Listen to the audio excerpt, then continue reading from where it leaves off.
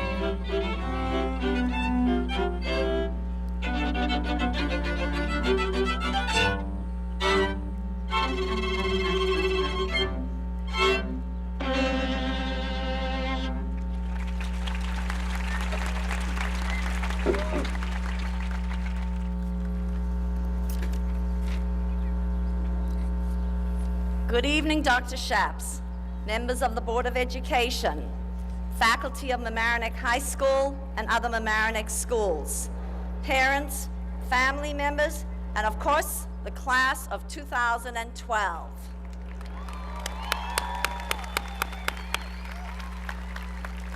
I have had the joy and privilege of knowing these young adults in 3 different capacities. First, as a teacher. Having had the pleasure of teaching just under 1/3 of these students, I am confident I can speak about the character of this class. While I generally agree with David McCulloch Jr.'s much acclaimed graduation speech bemoaning America's need to make every child exceptional, I do know classes can be exceptional, and this is an exceptional class.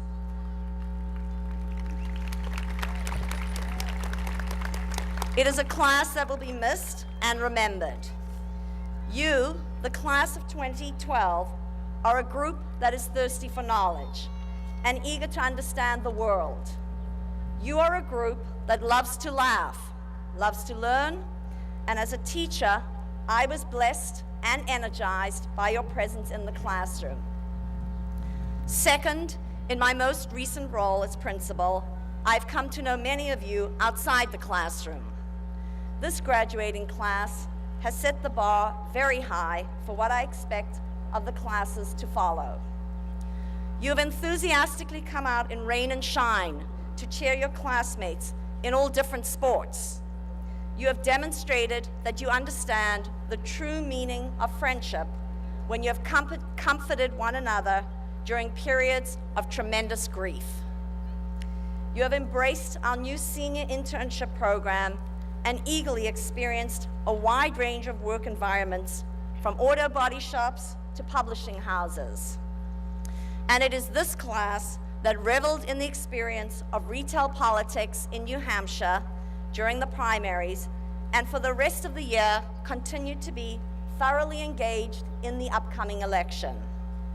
The common theme I saw played out over and over again this year was your willingness to unreservedly support one another and new ideas. And of course, the longest role, the most important role, and the one that most of you in the audience can relate to, is that of a parent. As the mother of a graduating senior, I too am feeling joy and pride tonight, but also a sense of awe and bewilderment that we have arrived at this day.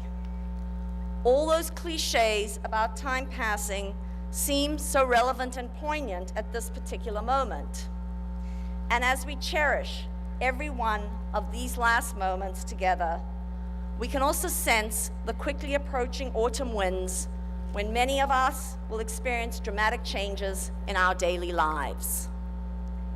Graduates, at this moment in your lives, as you head off to college or into the workforce, you will encounter people who do not know your backstory. They do not know what it means to come from Larchmont or Mamaroneck. They do not know that you were on student government or on the bowling team.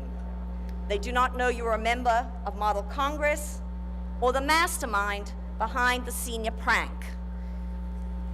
You enter the next stage of your life with a blank slate, tabula rasa. This is the moment where you truly get to define who you are and, in Abraham Lincoln's words, allow the better angels of your nature to emerge. You'll be faced with decisions in the coming years that will challenge your moral compass. A fraternity party, where out of the corner of your eye, you will see an interaction taking place that you know is going to cause someone to be hurt.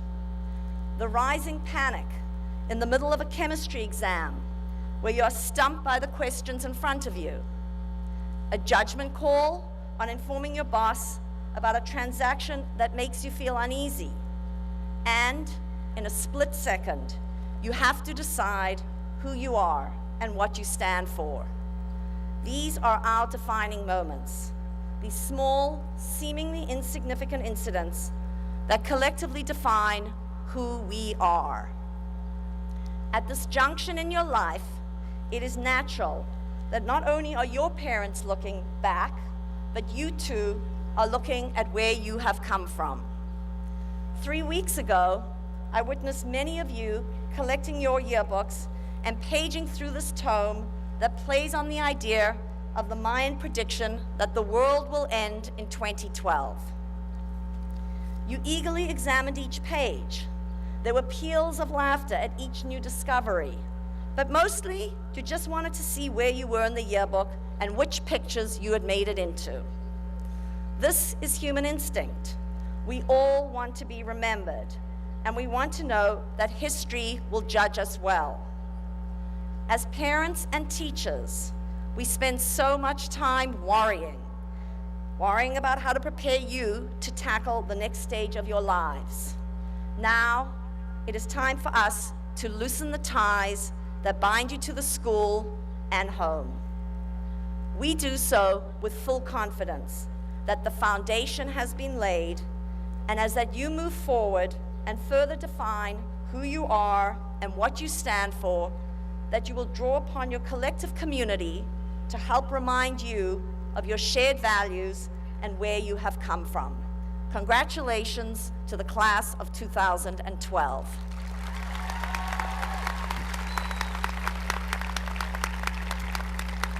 At this point, I would like to invite David Cruikshank, our salutatorian, to make some remarks.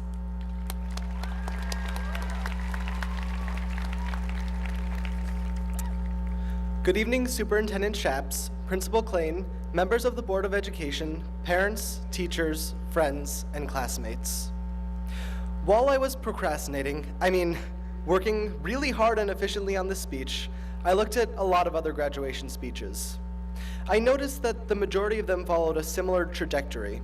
A heartwarming and meaningful quote, often from Robert Frost or Dr. Seuss, "Oh, the places you'll go."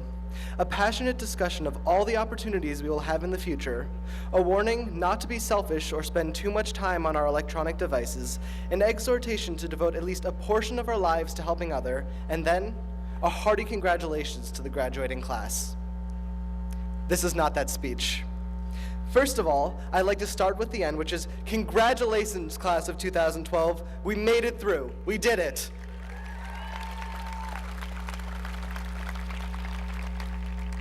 Next, I was going to mention each of you by name with a brief yet sentimental anecdote about you, but unfortunately, due to the extreme heat, the administration requested that I shorten my speech from 1 hour that I had planned to 3 minutes. And it's too bad because I had a particularly amusing story about Jacob Balin and Newt Gingrich in New Hampshire. It was really funny. So, I'd like to simply highlight some experiences that are relevant to us and congratulate our class on some of its finer moments. First of all, congratulations on graduating from high school before the world ends on December 21st. Thanks, Mayans. We may have short lives, but at least we got through high school. Congratulations on the fact that we no longer have to wake up a half hour early simply to get a cramped spot in a parking lot which can't fit us all. And thanks, Mr. Sobel, for using senior lot as an up-close and personal example of scarcity. Congratulations to all of us for no longer having just 6 minutes to get to class using a bottlenecked overpass, although who among us once secretly missed the mad rush where you have to weave through sweaty and non-deodorized bodies and sprint just to be on time? Congratulations on getting the opportunity to see Niall Henderson and Sean Tamlin in skin-tight white leotards in Xanadu. And even better, congratulations on not having to see me in a skin-tight leotard in Xanadu. Congratulations to many of us who will never have to take a standardized test again, and a hearty congratulations for not being caught by Turnitin. In the realm of sports, congratulations to the field hockey team, the boys lacrosse team, Anima Banks, and to the awesome display of strength, skills, and guile exhibited by our class in winning the extremely physical and demanding Battle of the Classes and Powder Puff game. And while we're on the subject of sports, congratulations that we won't have to worry anymore about whether Coach Chaparelli is going to freeze to death in the winter in his winter shorts. While the big milestones in our lives, our first job, our first love, will be etched in our memories, When we look back at our lives in 20 or 30 years from now, I think that these types of small experiences and our shared everyday interactions will be equally important. There will never be another group of people for whom these jokes are as funny or unfunny, and who will share the same unique set of experiences. So, while we all prepare to move on to the next chapter of our lives, my only advice is to relish the small, silly moments in life, the happy time spent with friends and family, the dumb jokes, the unexpected detours, and the warmth of a shared group experience, whether it be the striking of a pace set or trying to pull out of senior lot at 2:45. Thank you.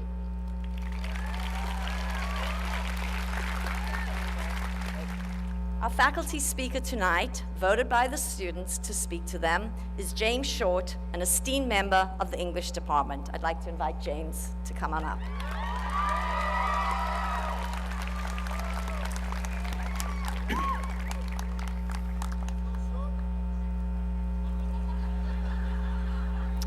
Hello.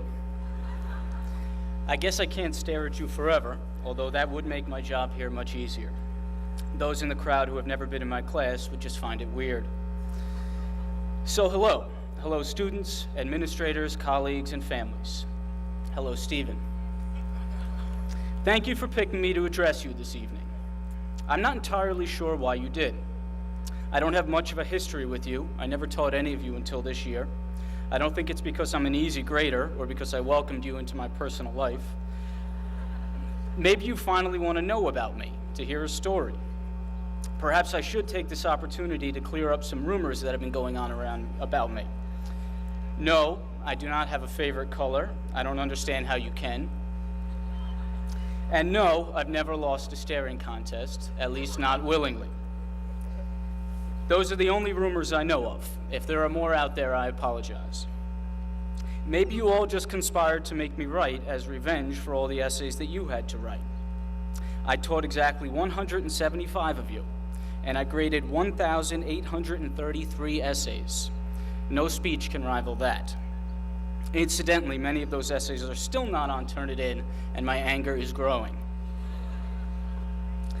I gave many of you copies of my favorite commencement addresses, those of Steve Jobs and David Foster Wallace. I looked to those for ideas about what to say to you, but I realized two things. One, I'm not them, and two, they didn't know you. So I think this speech should be mostly about you, about what I learned from you, what I see in you, and what I expect from you. You told me stories. They were stories about your families, about your fears, and even about toenails. You told me how to order at Sal's without getting verbally assaulted, how to create a wiffle ball league, and you taught me how walking from Post to Palmer can be compared to labor pains. I learned about a stanky arm, about why the voting age should be changed, and about the dangers of sugar. You wrote about the beauty in the small, seemingly insignificant moments in life, and about how the past, present, and future are constructs. Time is not real. I'm still not sure I understand that one, but if it's true, I guess I've given this speech and I hope you liked it. Your essays had unusual, if not hysterical, titles, and we laughed together. My personal favorite, The Emotion Also Rises. We shared many, many awkward silences. Those small, seemingly insignificant moments are often the best, and they're what I will hold on to. But what will you hold on to? What does a Mamaroneck High School education really mean? How do we measure it as different from that of any other school? With our memories, with those moments that will remain with us. You'll remember a day at lunch, a conversation with a friend, the help from a teacher, the hours that brought on more hours, sometimes glorious and other times exhausting. There are 7 members of the faculty retiring this year, and they gave a combined 177 years of service to the school. I hope you will remember the motivational speeches of Mr. Williams, the eccentric shirts of Mr. Burns, the warmth and compassion of Mr. Cucciarella, Mrs. Crowley, Mrs. Yiser, Ms. Irizarry, and Mrs. Morris. Of all the things I will remember about you, here are the top 4, other than the age of innocence, of course, which would take numbers 5 through 10. Number 4, I will remember Xanadu, particularly Niall. You are a fun group of kids, and I enjoyed laughing with you. Number 3, I'll remember how successful you all were athletically, how balanced and accomplished you were in just about every sport. We had 3 Con Ed Scholar Athlete Award winners in the group. Doug Flutie, that was for you, Parker. Many of you went to see plays with me, some of you went to New Hampshire, and most of you had a great out-of-the-classroom experience, not unlike an out-of-body experience. You always represented yourselves and your school very well. I've already begun to plan a trip to New Hampshire for the 2016 primary, so if Mr. Liberti happens to do the same thing, he got the idea from me. Number 1, most important, I will remember that you are nice. That might not sound like much of a compliment, but I think it is. On January 16th, I took my family with me to Larchmont Temple to take part in the Martin Luther King Jr. Day of Service. We worked with Cards for a Cause, making cards for veterans and soldiers overseas. It was nice. Charlotte was there. She was texting Audrey the whole time, which was weird because Audrey was sitting right next to her. Hi, Audrey. Afterwards, I went with my family to the diner. There, I saw more of you than I thought I would like to, but I really didn't mind it. It was a pleasant day. On the way home, I talked to my wife about how nice you all are, about the good things you do and the good people you appear to be. I thought that maybe we should move our family here, because there seems to be something in the community here that works. Environment affects character, we know that. I'm not planning to uproot my family and move here, especially now that the bloom is off the rose and I'm reminded of what second semester seniors are like, but that isn't the point. Here's the point. Your parents and teachers have always, first and foremost, wanted you to become good people, and you have. In speaking about one of your classmates, Mr. Liberti remarked that he hopes his daughter turns out like her. I'll admit thinking the same thing about some of you and my sons. Grades are nice, but they will be forgotten. In 10 years, or in 10 months for that matter, no one will know or care what grade you got in calculus. They'll know whether or not they want to have anything to do with you, whether you seem wrapped up in yourself or willing to do things for others. And most of you have gotten that message, which is a testament to your parents. Think of all your parents have done for you, all the places they drove you, all the work they helped you with, all the nonsense they put up with, all before or after their own lives and their own long days. When I graduated high school, I didn't realize how big of a deal it was for my parents. I thought the day was about me, about the work I did. And maybe that's how you feel too, and maybe you're right. But your parents deserve some thanks. Not because they did the work for you, I hope, but because they've instilled in you the importance of education and civility. Some of us talked about the fact that a student drops out of high school every 26 seconds in this country. Think about what the future holds for those kids, and then think about your own life, about the importance of education in it, and where you sit right now. So you've been given a lot, and of those to whom much is given, much is expected. But how do you follow through on that expectation? For starters, don't think that talking substitutes for action itself. Words are my business. I deal in words. When I think of it like that, it sounds like a very unusual job. Words are so important, and yet they fall short. They aren't real. There's nothing I can say right now that comes close to your experiences here or your experiences to come. I can give you all sorts of advice, but ultimately I'm giving you only words. You have to make mistakes and figure things out for yourself. A very difficult lesson I've learned since becoming a father. I'd like to tell you and my sons how to do everything correctly, how not to make mistakes, but you have to figure it out for yourself. One of you said to me weeks ago, please don't give a carpe diem speech. Okay. It wouldn't matter if I did. I don't fool myself into thinking that in 4 months from now, when you're sitting on your dorm couch at 3 o'clock on a Sunday, having just woken up, eating macaroni and cheese and watching reruns of Buffy the Vampire Slayer, wait, that was me, you'll conjure my image and my theoretical speech about seizing the day and be inclined to run through the woods, stopping only to smell the roses, help the elderly, and read to young children. Instead, you'll waste some time, and you'll learn from that. You might even learn that it's okay, on occasion, to waste time. I know you're hot, but I'll tell you one story about myself, a quick one, to illustrate my point, or at least help me get somewhere near my point. The story might be cheesy, but I hope you will also find it cheese. I really wish I could take that back right now. In college, I was told the meaning of life. I was given a tiny little mirror about the size of a quarter and was told that life is about bringing light to dark places. I thought this was ingenious. That's what I would do with my life. At the time, I wanted to be a government agent or a lawyer, and I guess I pictured myself as some sort of international hero. That fact will likely start rampant speculation, but so be it. Anyway, I put the mirror in my wallet to remind me of the importance of bringing light to dark places. I found any way possible to work into a conversation my new revelations about life. Watching a baseball game with my roommates, we'd be talking about our mutual hatred of the Red Sox, and I would say, "Speaking of that, do you know the meaning of life?" "I do." I'd take out my wallet, show the mirror, etc., and I was very proud of myself. This was clever, and I wanted to be clever. I always found a way to work it into the conversation. Everyone probably found it very annoying. To make a long story short, months went by and I forgot about the mirror. I opened my wallet one day and realized that it had broken into lots of little pieces. In the end, I had told people that I knew the meaning of life, but I never actually did anything.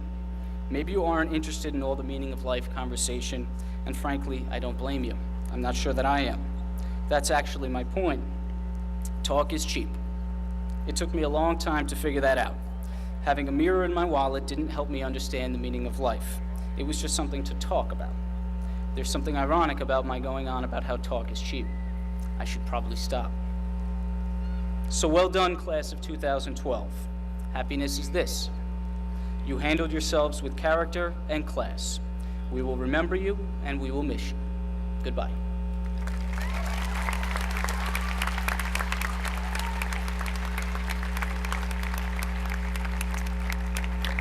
I'd like to invite Harrison Frank, president of our student council, to come and say a couple of words.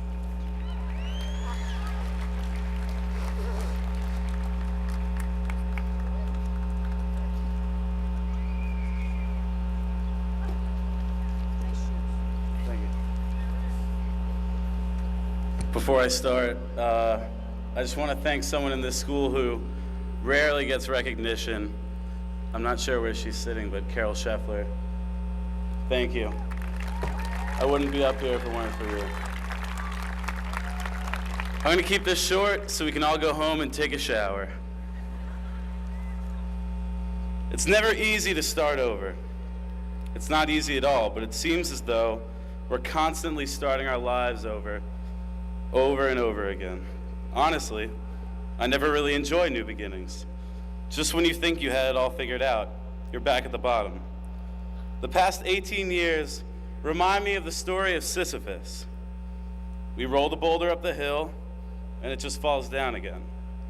We're always going back to pick it up. That's been the routine this far. Infancy is a simple time. You sleep, you eat, you go to the bathroom wherever and whenever you want. The way life should be.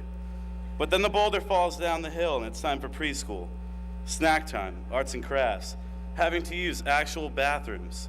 It was intimidating.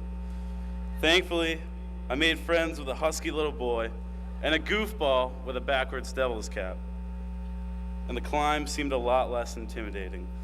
But before I knew it, it was time for kindergarten, the big leagues, actual school. You know, Legos, Duplos, maybe even some reading. Once again, intimidating. These kids didn't know me. For at least a split second, I was just another face.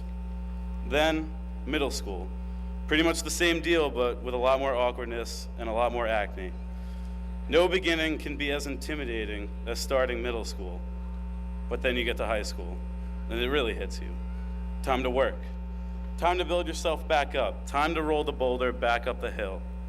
And here we are now, at the top of the hill, ready to let the boulder fall back down. Ready to start rebuilding. Intimidating, scary, uncertain, but in reality, nothing new. Something as unknown as college is more familiar than we realize because we've been starting over all these years. This is why I know our class will be successful, because we embrace the uncertain. We challenge the unknown with the same skills we've known for so long. Yes, I will miss my family and friends more than anything. I will miss this school more than anything. But whether you leave here tonight ready to restart, or you hold on for dear life until these 2 months are up Eventually, the change will seem natural, and we have this school to thank for that. Thank you very much.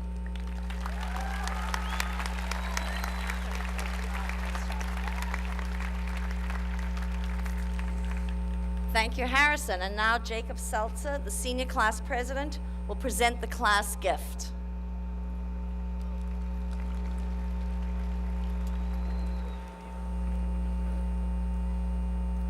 Seniors, the Student Council Board and I are proud to have represented you this year.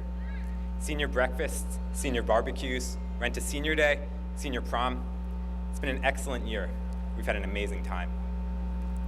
Winston Churchill once said, "You make a living by what you get. You make a life by what you give." In that spirit, we, the senior class, are giving back to the school. We've learned to give back from our parents and our community. And parents, we are following in your lead. We've seen you give back and create a new turf football field, scholarships, computer labs, and much more through your generous donations. We are giving back to this community, a community that has bonded us together as a proud hamlet. And that brings us to our gift. Currently, MHS sports fans have to turn their heads to scream at the visiting team fans because they sit right next to us. Thus, the senior class will be donating bleachers to the visiting team side of the turf field.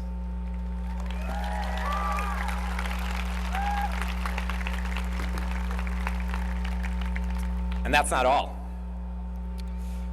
An important aspect of the Mamaroneck High School community is remembering our alumni. So, the senior class will be donating a plaque to to honor the MHS veterans of the Vietnam War.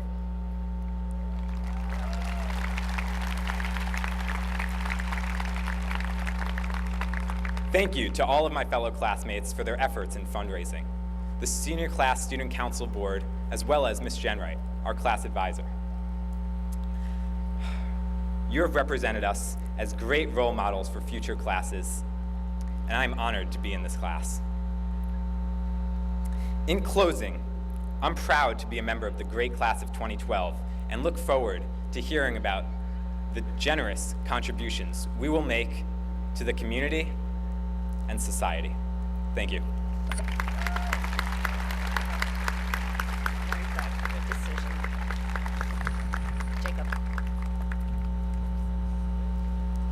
Thank you, Jacob. Only one award is given every year at graduation.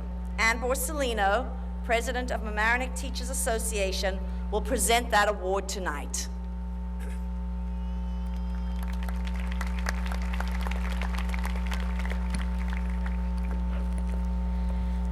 Members of the Board of Ed, Dr. Shaps, Ms. Klain, fellow teachers, parents, members of the class of 2012, invited guests, I want to say welcome.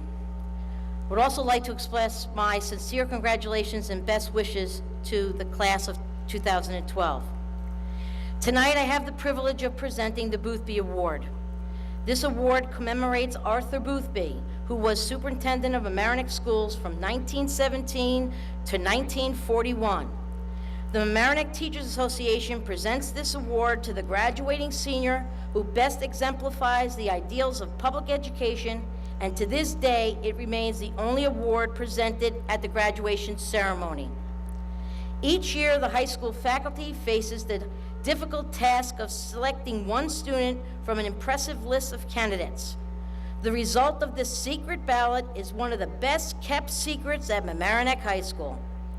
Once again, our teachers have stepped forward and made their choice clear. After very careful consideration, they have selected a student whom they feel has taken full advantage of all she has been offered. Our 2012 Boothby Award recipient has succeeded through hard work, determination, and above all, her unwavering commitment to her education. Our recipient did not take a direct route to this place of success. In fact, before arriving in the Mamaroneck School District, She traveled a path that included a broad experience, both academically and culturally. She began her education in Haiti, and she has also attended schools in Miami, Brooklyn, and Long Island. Each move brought new challenges and expectations, and none quite prepared her sufficiently for the demanding academic standards of our district and for life in suburban Westchester County. The first year of Mamaroneck was a tough one, to be sure. In fact, our recipient freshman's grades were the lowest she had ever received. And perhaps even more challenging, she had gone from being the most popular girl in her previous school to being a total unknown within the Mamaroneck student body. This combination may have buried the average 14-year-old, but according to her teachers, our recipient's confidence was never broken. She pushed on, and most importantly, was not afraid to ask for help. She spent hours with teachers during free periods, lunch, and after school to improve her skills. And thanks to those teachers who saw her spark and were inspired by her commitment to shine, that tough first year has had a significant turnaround. In addition to her personal academic success, our recipient exemplifies optimism, and her goals show that she truly understands the concept of paying it forward. She has set a goal for herself to one day make a difference in the lives of others. Having gained such a diverse educational and cultural perspective in her short life, our award winner is able to understand the world in a big picture way. She appreciates the guidance and support that she has been given on her journey and continually looks for ways to reach out for people that are less fortunate than her. She is a well-rounded individual with an optimistic and caring focus in all that she does. For the past 2 years, she has been volunteering at the Mount Vernon Youth Bureau, where she tutors and organizes after-school programming.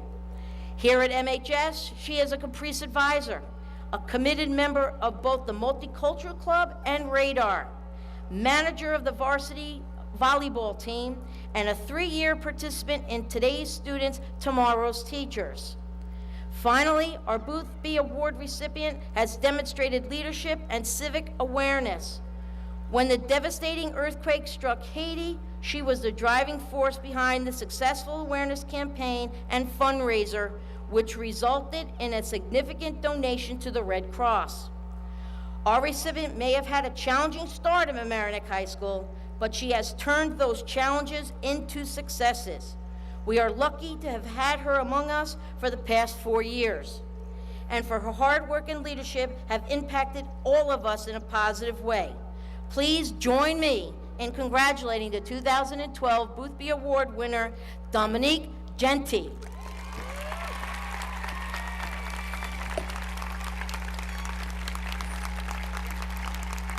Come on up, Dominique, I have something for you.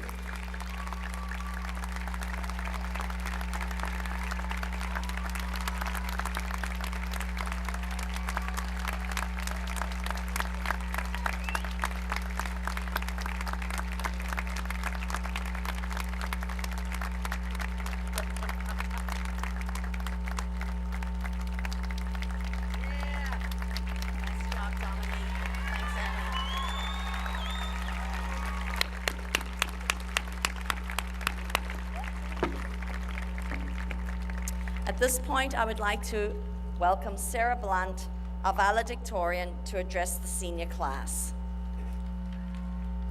Hello, I'm Sarah.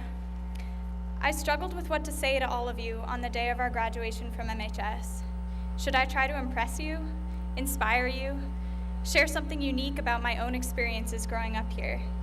My dilemma is this: we are all both uniquely brilliant and remarkably strange at the same time. For example, if I wanted to impress you, I would tell you that I'm an all-state cellist and an aspiring astrophysicist. However, if I were being truthful, I would also tell you that I didn't sleep for 6 weeks after I saw The Shining, that my hair resembles a lion's mane when I forego conditioner, that I still love Dr. Seuss, and that my guilty pleasures include watching Glee with my mom and reading books outside of English class. And like a lot of you, I love to be outside. I have a big blue trampoline in my backyard under 2 overlapping layers of tree. and when the tree leaves finally come out, I go outside to sit between the rays of light and think. The other day, I went outside in a huff, jumped out my frustrations, and collapsed in a heap in my favorite spot. I could feel my heart beat in my hands and stomach. There was a pine cone next to me, and in a moment of creative haphazardness, I placed it on my stomach.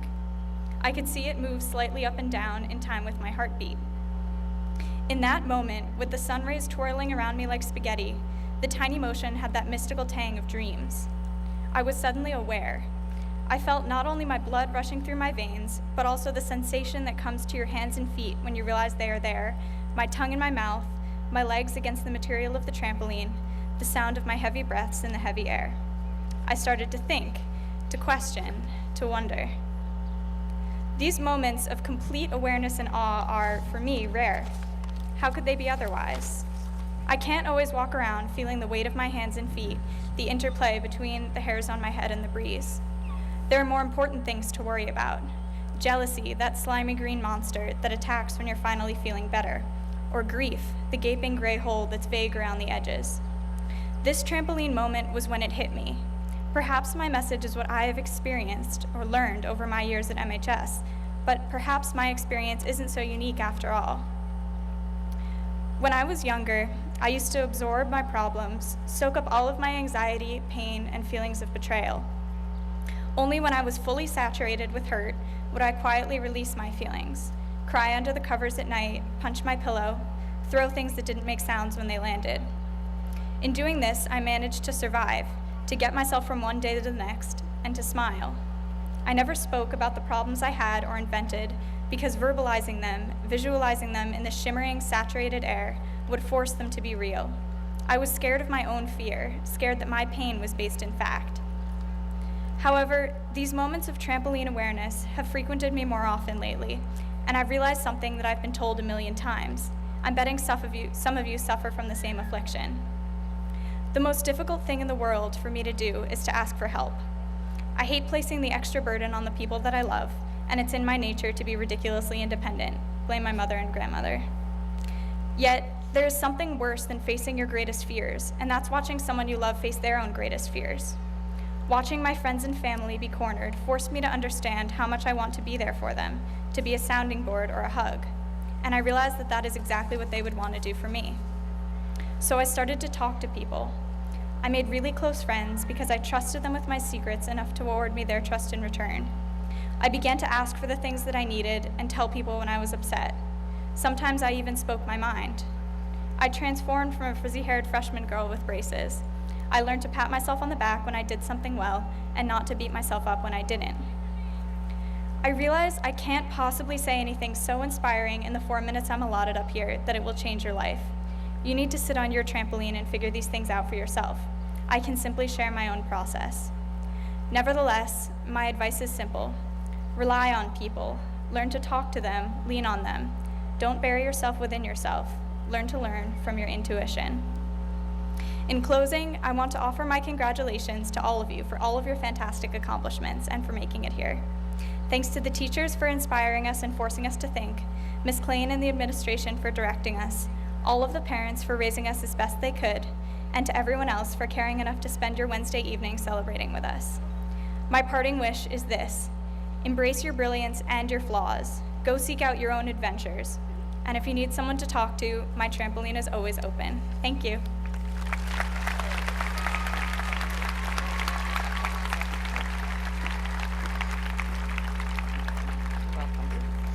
Thank you, Sarah. And now our Superintendent, Robert Shaps, will address the graduates.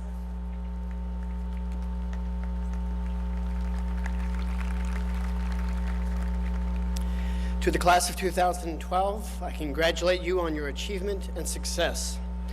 I thank your parents, family, and friends for supporting your effort to excel in the classroom and helping you find that special interest or passion that has moved you closer to realizing your potential. I also want to acknowledge and thank our talented and dedicated faculty members and administrators who over the course of the last 13 years pushed you forth to do your best effort, cajoled you to try again one more time to get it perfect, and shared with you their love and passion for teaching and learning. As much as I would like to take a small bit of credit for your success, or identify the many ways in which I contributed to your list of accomplishments. As a second-year superintendent of schools, I would be hard-pressed to find a way into this conversation. However, I can say that my pleasure and sense of pride these last 2 years has been through watching you excel in a variety of settings, including athletic contests, the arts and performances, and through hearing about your individual and collective achievements. In many ways, I've lived vicariously through your commitment to hard work, high standards, and professional achievement. This year, there were 3 events during the school year that caused me to pause and think about your future. First, this past September, we experienced the 10th anniversary of September 11th. For 10 out of 13 years of your educational life, you have engaged in learning while the nation has been at war. You have tried to focus on schoolwork, while those around you mourned, felt the uneasiness of what may happen next, and made decisions based on the fragile nature of world events. Moving forward, you will have an influence on how we want to live alongside nations, cultures, friends, and adversaries, and how we will balance uncertainty with living full lives. Over the winter, 30 students and 20 teachers arrived at MHS from Beijing, China. The opportunity to host students from an emerging world economic power brought to the forefront, in my mind, the future challenges of finding your own place in this intertwined global economy and what will it take for you to meet with success. Finally, 64 members of your class landed in New Hampshire and participated directly in retail politics, learning how a microcosm of the political process can influence the outcome of a presidential election. That experience speaks to your future commitment to appreciate and apply your right to vote and effort to strengthen our democratic process. While I cannot stand here today in good confidence and tell you that your prior success will guarantee a bright future, I can say in confidence that the habits formed through your formative experience called public school will be the catalyst that will support you in the rest of your adult life. For many of us, the word habit connotes a negative feeling. Over the course of our childhood, we received countless warnings from our parents about all those bad habits we were forming. Recently, habits have taken a positive meaning as we sought to read about the habits of highly successful everything.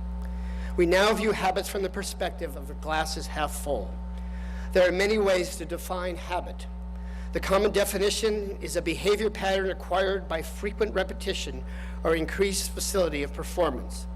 I, on the other hand, like the definition of habit that speaks to a characteristic mode of growth.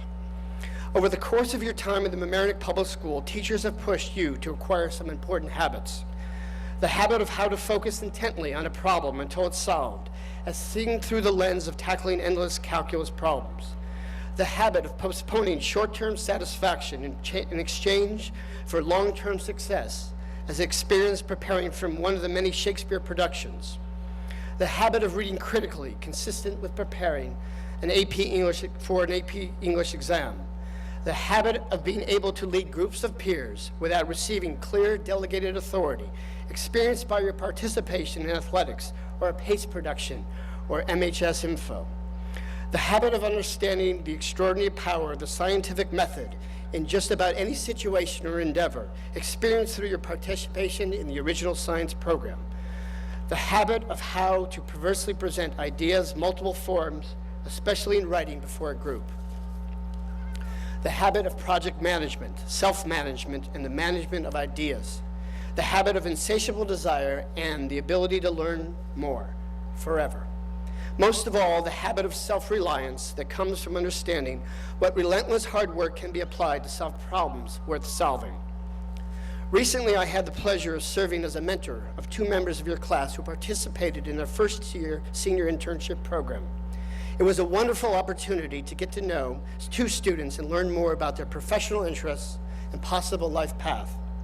At the same time, it gave me the opportunity to measure their muster or informally assess how well they would apply their educational habits to the so-called real world. I listened each week as they reported their trepidations, frustrations, and excitement about the world of publishing and preschool. Most important, each week it became apparent that while thrown into the fray, Your classmates confidently took initiative, assessed each task, applied a variety of habits, and confidently demonstrated a range of abilities in a professional context that until recently had been totally unimaginable. The habits and skills that you have formed these recent years as you intensified your subject matter knowledge will be your best asset moving forward. Habits carry you through challenging times when you least expect it. They are something to fall back on or rely on in difficult situations. Aristotle said, "We are what we repeatedly do. Excellence then is not an act, but a habit." It is clear from my interaction and observation of Sarah and Danny that the entire class of 2012 is ready to move forward and tackle new challenges and accomplish things that have yet to be invented or discovered. I am confident that over the course of your lives and everything that you do, the habits formed during your public school experience will serve as an asset and lead you to a happy and successful life. Congratulations and best of luck in the future.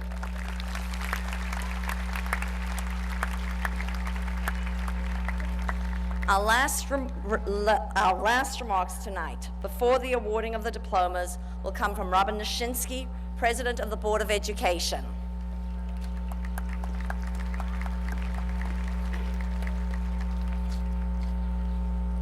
Hi, everyone. It's actually a little cooler up here than it was back there, so that's good.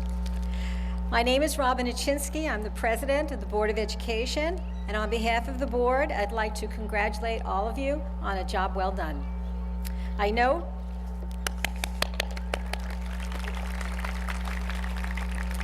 that it's taken a lot of effort to reach this day, your high school graduation.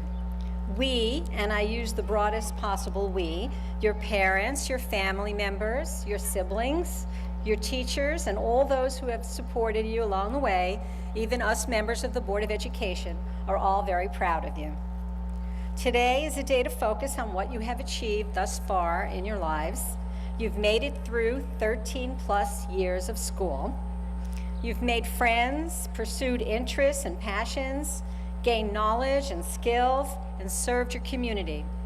Among you are budding scientists, writers, photographers, environmentalists, entrepreneurs, artists of all kinds, activists, including those of you who went on the recent trip, athletes, and many more.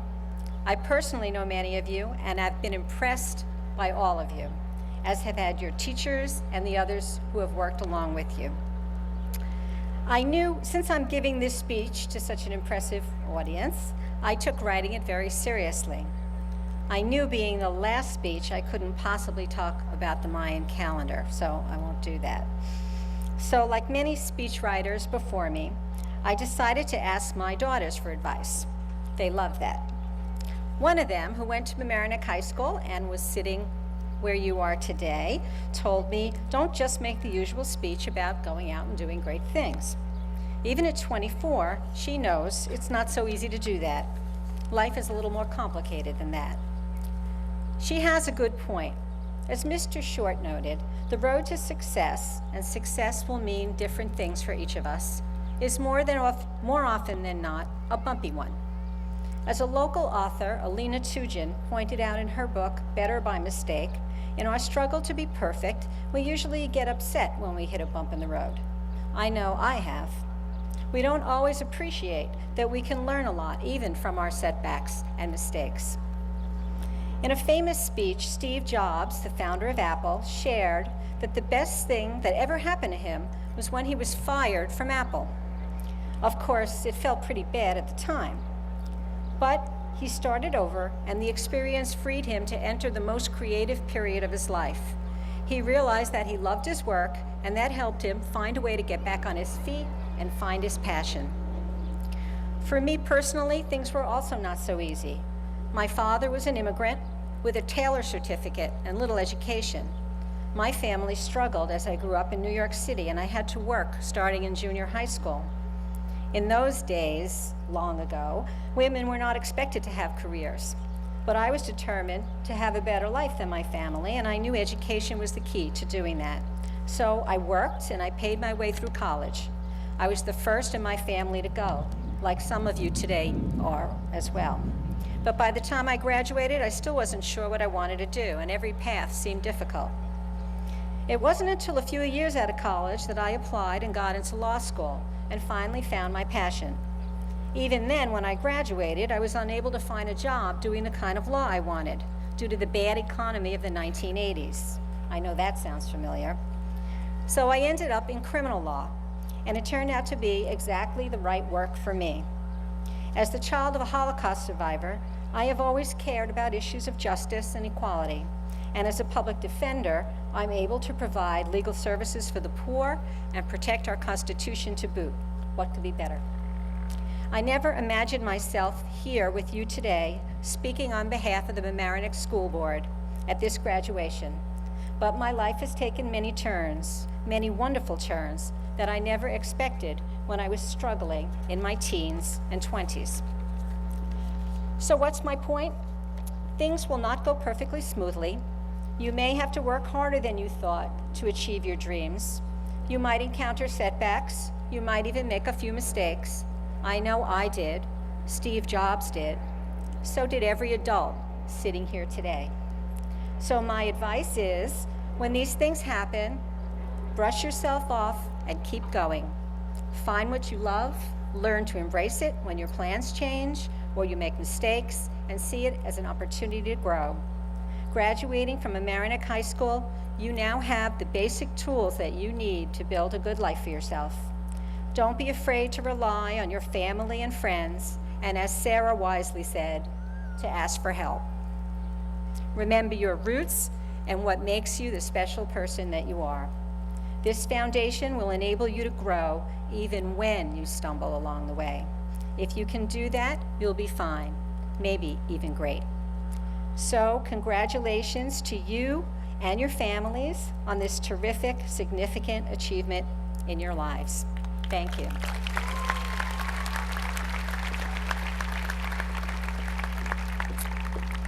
As the principal of Mamaroneck High School, I certify that the following students have met the requirements for graduation and may receive their diplomas. Row 1, stand up, please.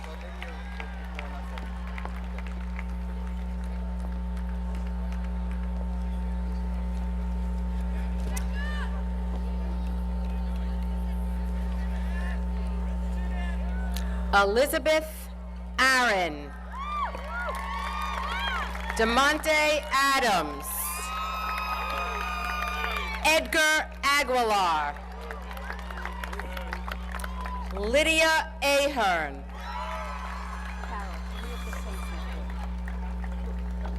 Eliza Alexander. Claire Alexander. Mark Alexander. Charlotte Alamanestianu. Rebecca Alliger. Davy Alvarez. Leonardo Alvarez. Josue Amaya. Christian Anderson. Christian Angeles. Guadalupe Arias. Eric Avila. Adriana Backish. Emma Badner. Abby Bagelman. Arnetta Balaj. Jacob Balin, being presented with his diploma by his mother, Elizabeth Klain. Anima Banks. Stephanie Banks. Kristen Barone. Jenna Bass. Vivian Bauer. Aaron Bendich. John Bennett. Naomi Berman. Adam Bernstein. Sonia Bhandari. Jillian Beener. Julia Bindler. Mackenzie Bird. Emily Bishop. Sarah Blunt.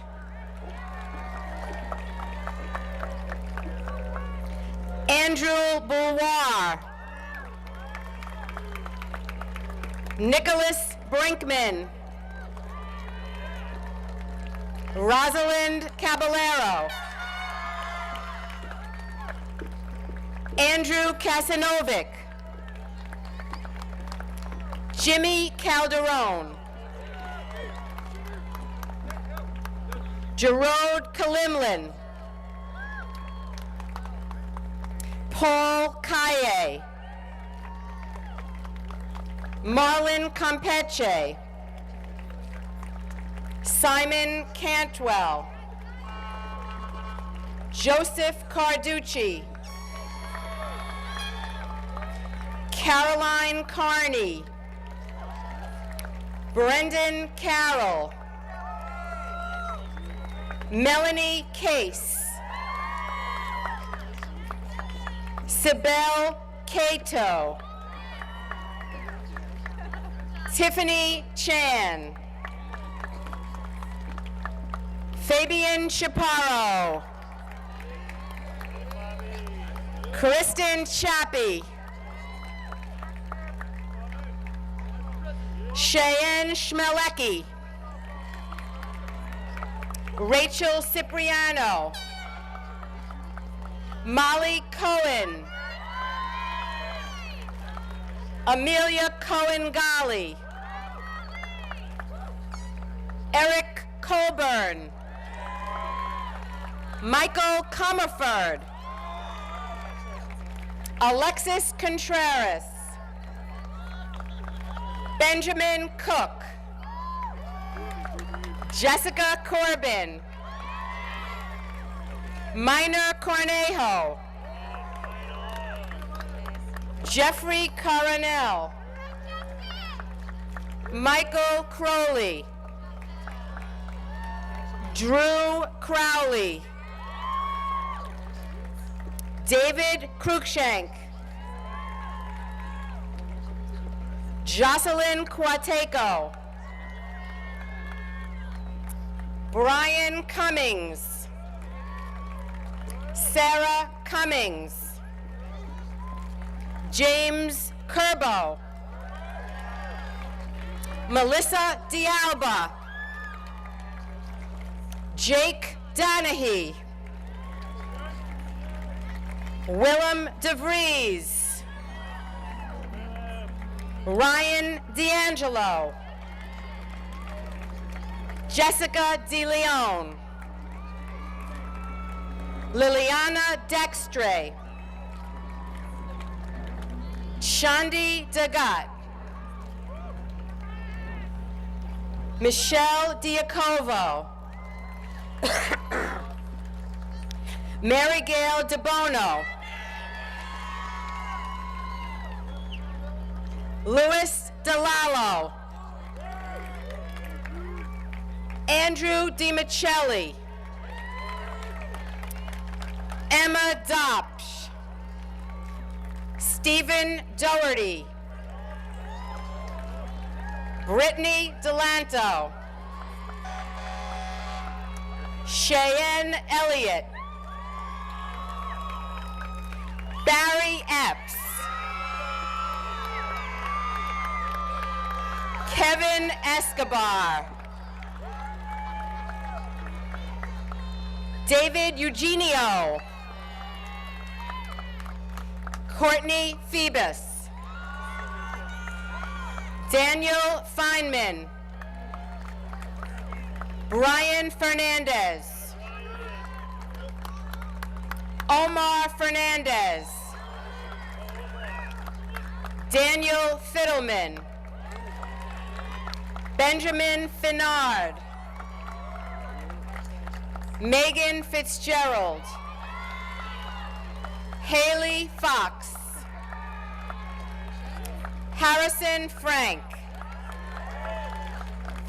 Scarlett Fugazi, Alexander Funicello, Jasmine Gaddis, Taylor Galveo, Jairo Garcia, Jessica Gardner, Julia Giedick, Benjamin Geithner, Caitlin Geringer, Maxim Gersh, Megan Gersbach, Kathleen Gibbons, Reese Gilbertson, Samantha Gitlin, Emma Goldstein, Lily Goldstein, Maria Gonzalez, Grace Goodman, Tyler Grad, Ilana Gratch, Ian Gray, Spencer Greenberg, Brian Grossman, Maximilian Good, Jessica Genzel, Michael Genzel, Natalie Guerrero, Catherine Habig, Natalie Halawani, Olivia Hansen, Lila Harada, Samantha Harris, being presented with her diploma by her mother, Karen Harris. Sarah Harris, Alexander Harwood, Yasmin Hamida, Niall Henderson, Ruben Hernandez, being presented with his diploma by his father, Antonio Hernandez. Michael Hers, Tiffany Hidalgo, Johanna Hill, Michelle Hoffner, Sarah Hoffner, Tony Hong, Eric Hugon, Matilda Hunter, Bianca Iacono, Carlin Iannarelli, Brittany Jackson, Shaquille Jackson Lee, Shauna Jacobson, Gustavo Jaureggi, Dominique Genti,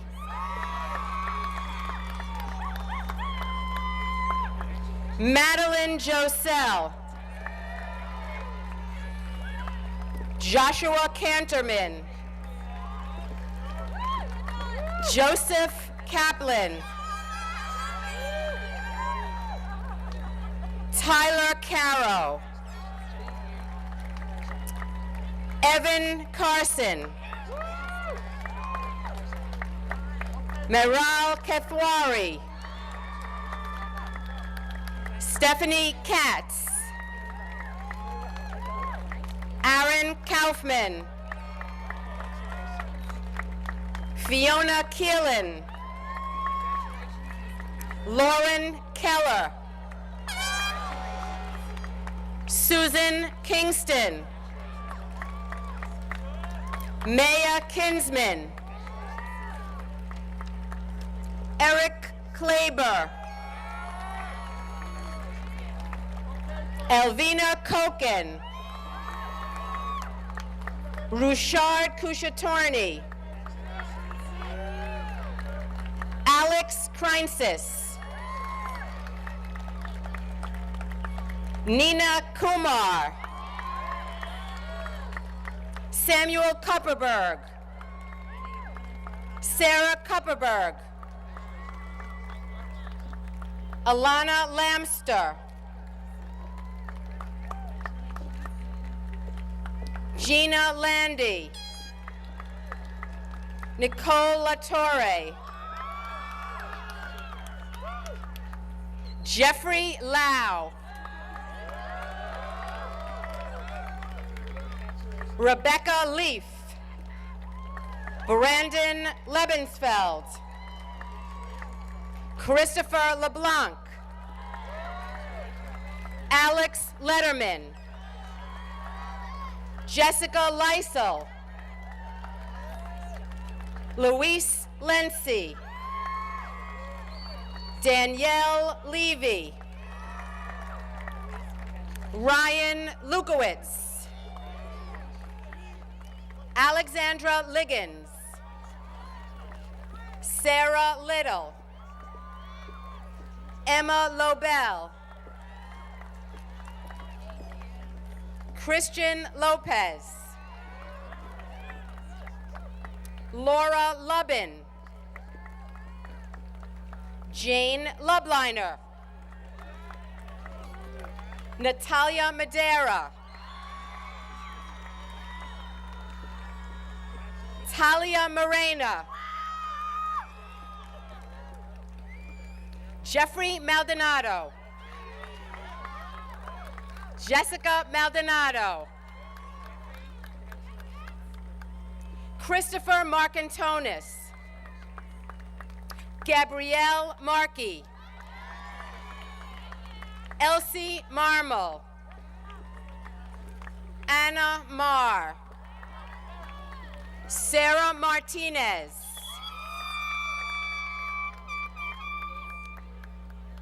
Veronica Martinez.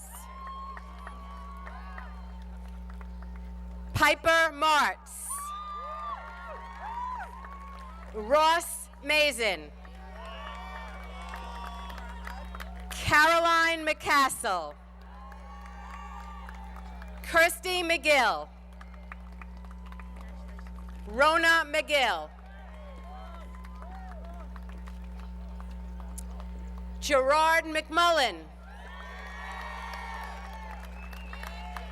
Michelle McNulty. Ryan McSherry.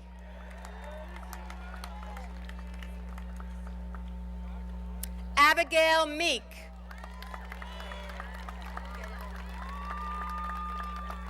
Eric Meeker. Alicia Meglio. Sarah Meister. Liliana Mendoza. Stephanie Menezes. Matthew Mazansky. Noah Michaely, sorry. Lawrence Mines Monroe. Gabrielle Misraki. Stefan Moyes. Patricia Monahan. Gabriella Monroy. Imogen Morale, Ryan Muller, Nathan Mullaney, Yuka Murakami, Michael Musacchio, Richard Nabholz, Zane Nakvi, Eric Negron,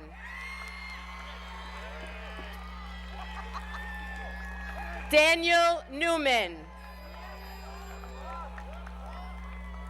Gabrielle Newman, Nabid Nieves, Daniel Norman, Daniel Navoa, Patrick Nunez, Nicole Nye, Michael O'Brien, Gustavo Ochoa, Martine Asenfort, Carolina O'Toole, Audrey Owens, William Parkinson, Shane Policio, Caroline Philo, being presented with her diploma by her mother, Denise Gleason. Allison Podolsky, Zachary Polimis, Jonathan Pomerantz, Brett Paneros, Gideon Potok, Michael Presley, Stephen Puglia,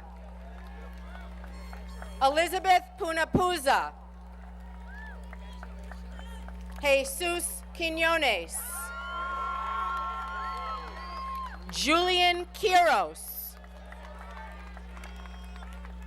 David Rabinowitz, Ben Rainey, Jennifer Ramos, Rebecca Rauschon-Ma, Tara Reddy, Alana Reibstein, Samantha Reed, Julio Rivera, Hannah Robb, Lily Roberts, Jennifer Rodriguez, Abigail Roman, Cesar Romero, Omar Rosa, Marciano Rosales, Dylan Rose, Julia Rosenfeld, Bram Roth, Stacy Rosansky, Kyle Rudge, Eleonora Ruggeri, Emily Ryan, Kayla Sabia, Mila Sagir,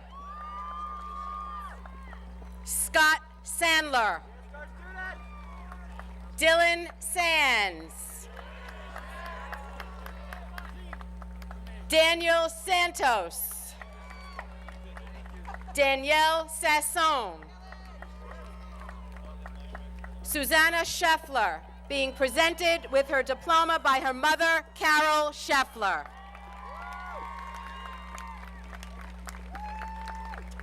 Eloise Schefferdecker, Andrew Schlegel, Matthew Schlebley. Margot Schneider. Sam Schneider.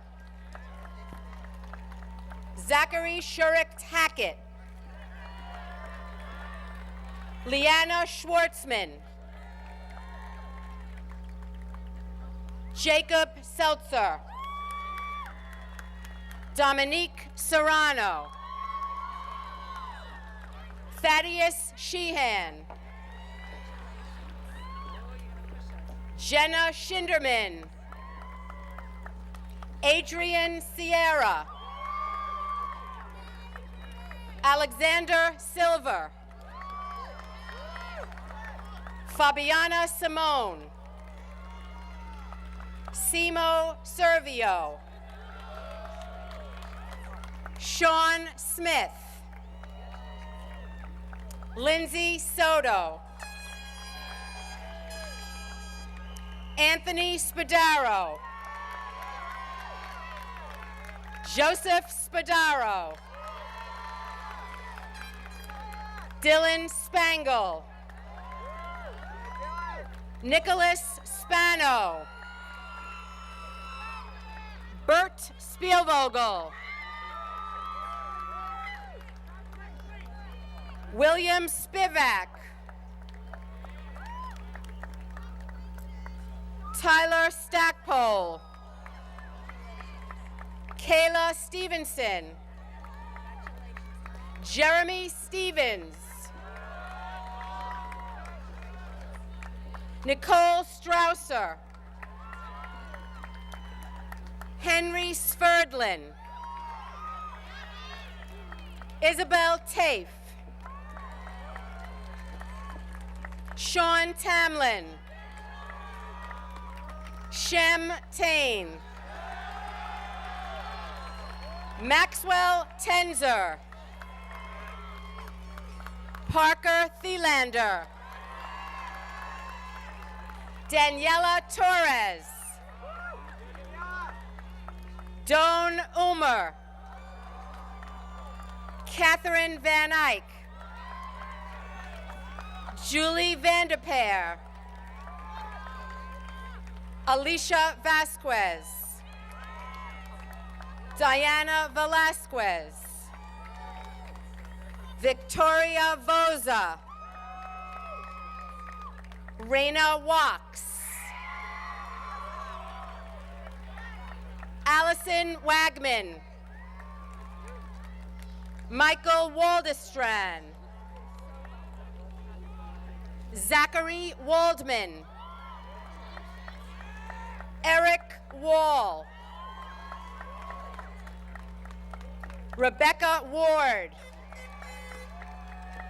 Caroline Washington. Carissa Watson. Jake Wenig. Lucas Wheeler. Brianna White. Troy Whittemore. Jane Wiesenberg. Michael Williams. Hannah Wilson. Marissa Winkowski. Christopher Wong. Anna Wright. John Yun. William Zell. David Zenkel. Christian Zenone. And Joshua Zolans.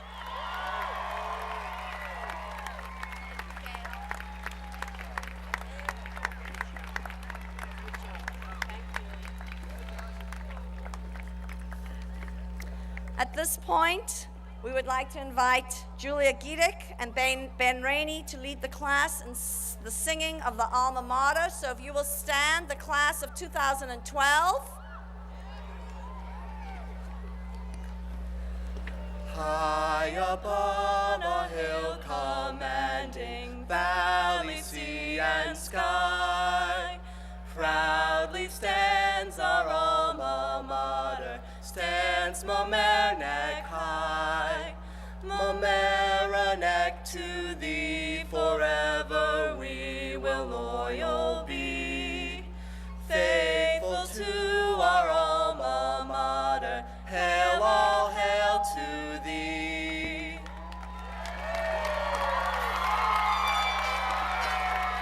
I love you all. Congratulations to the class of 2012.